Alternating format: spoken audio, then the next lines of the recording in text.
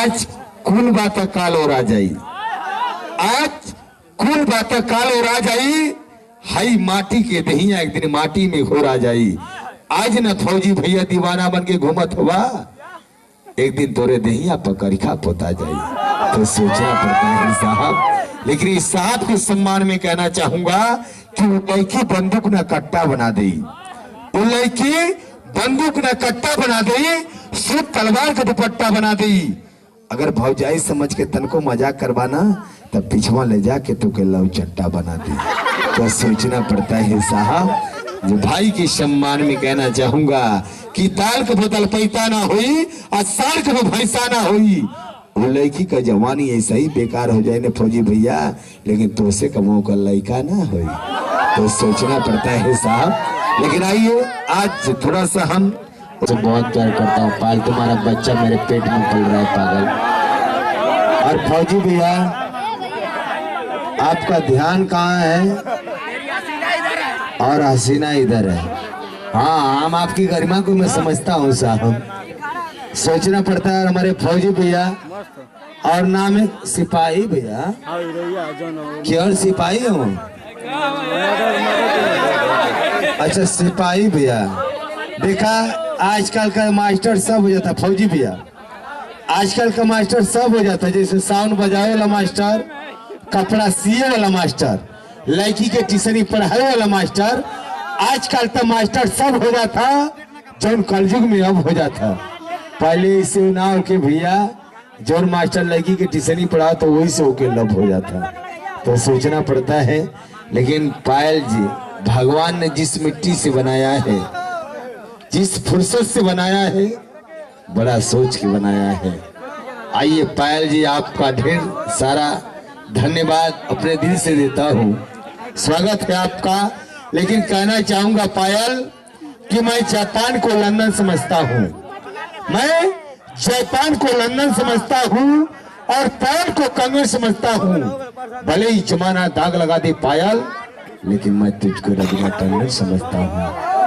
अरे तो पागल, तो सिर पे पीसने वाली हल्दी लगती हो, तुम सिर पे पीसने वाली हल्दी लगती हो और जड़ा बरसात में सर्दी लगती हो। और तुम्हारे चेहरे में इतना रंग छुपा है पायल कि कभी कैटरीना तो कभी रानी मुखर्जी लगती हो। तो जाओ अपनी बड़की बहन को भेजो।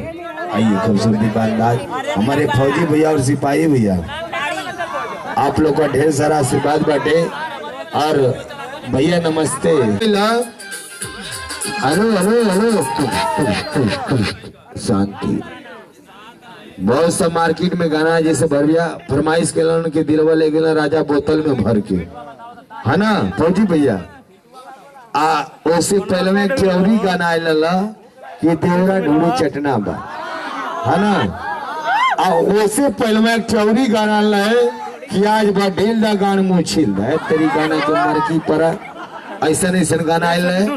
लेकिन पहले का गाना ऐसे हो क्या भैया हो, देखिए हमन का पिता लोग हमन का बुजुर्ग लोग सुना तो नीक लगा।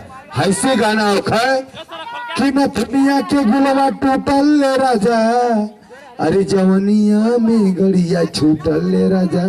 तो लोग सुने तो ठीक लगे ना भैया। लेकिन आपका गाना सुना एक बार दो बार चार बार पांच बार पियवा चुम्मा ले बाहर साला ले तो पियवा तो कहा हो गई लेवे दे। गाना अगल के साथ समुद्र पार में तेरे पीछे पीछे आ गई फौजी भैया कुकुर है कि सूंगा सूंगा चल गई। कल्पना गाना गा देनी कि जातरा परदेश बोले मैं चुम्मा लेला बन जाए जतरा भैया जेकर में हरारू तो चुम्मा लेके जतरा बना ली। लेकिन जेकर में ना मेहरारू हो वो मड़ई के दीवार चट के जतरा बनाई। तेरी गाना के मर की पर ऐसा ऐसा गाना ला ले। आइए सर गाना को प्ले करेंगे और चालू करेंगे। प्यारी श्री उसे ना बनी तो गाँव की प्रधान के बुला दे, एक गांव की प्रधान के बुला के तोरे पीछे का गढ़ही पट्टा करा दे। लंदन भैया कर रो ना तेकन का गुरगुजी धक्का के तोरे गढ़ही में छुड़वा दे। तो सोच ले थोड़ा सा मैं नाबालिग हूँ। आइए सर हंस का था वो लेकिन कितना जाने के दिमाग में यूं चलेला कि ऑर्केस्ट्रा वाला खूब करते हैं, खूब मजा आवत हुई। लेकिन नहीं दोस्तों, लड़कियां करवाती है, मैं कर नहीं पाता हूँ डांस। गलत मत समझे। यही से अंग्रेजी में कहने लगा कि आई लव यू। अंग्रेजी में कहल जाला कि आई लव यू, और हिंदी में कहल जाला कि मैं तुमसे प्यार करता हूँ। आप भोजपुरी में सब जानता लंदन भैया की हाली हली करने तो क्यों देख ले। ऐसा कामनाओं का गलत आदमी गंदा विचार, यही से तो जेल में चल गए आसाराम। अरे आशा तो आशा था, बेटा भी परिभाषा था। तो सर एक काल्पनिक चीज है, आप लोग का एंजॉय है, आप लोग एंजॉय लेते रहिएगा सर। आइए हमारे धर्मेंद्र बाबू